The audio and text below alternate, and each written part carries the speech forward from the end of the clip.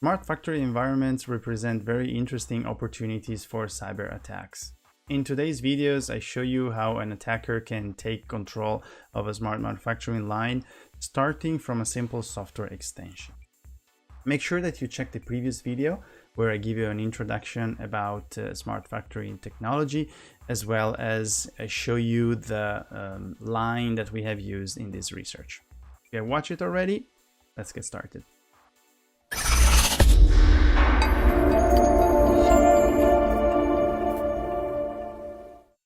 Hi everyone, welcome back. My name is Federico Maggi. I'm a researcher with Trend Micro, and in this mini series of videos I show you how to think. I try to teach you how to think as an attacker when you design, deploy or operate a smart factory environment.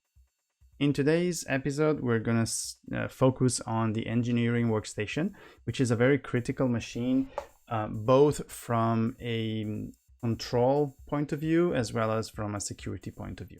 It is used to create automation routines to program machines such as robots, PLCs, and HMIs. So it's very critical to control an industrial automation plant.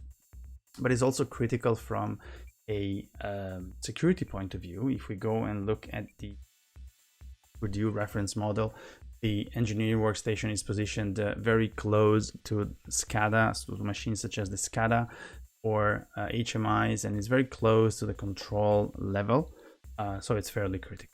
I want to show you a software that is commonly found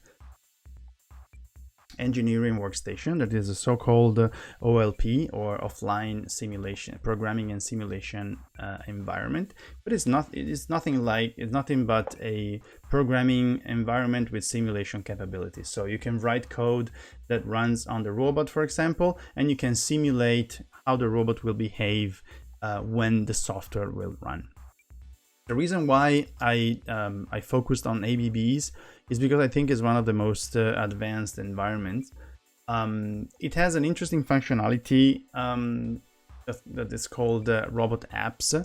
That is essentially a repository, cloud-based repositories of extensions, which are nothing but DLLs that run right into the software. So you have already probably you can anticipate where we're going here. There is an app store, very similar to the concept of a mobile app store, where anyone can upload software for others to download onto the engineering workstation. So there is an indirect path from any machine, such as my machine, an attacker machine, to the app store, and then down to the engineering workstation. So even if the engineering workstation is not directly connected to the internet in the sense that does not opens any ports, any services, it's very important to treat it like any other endpoint in the enterprise network.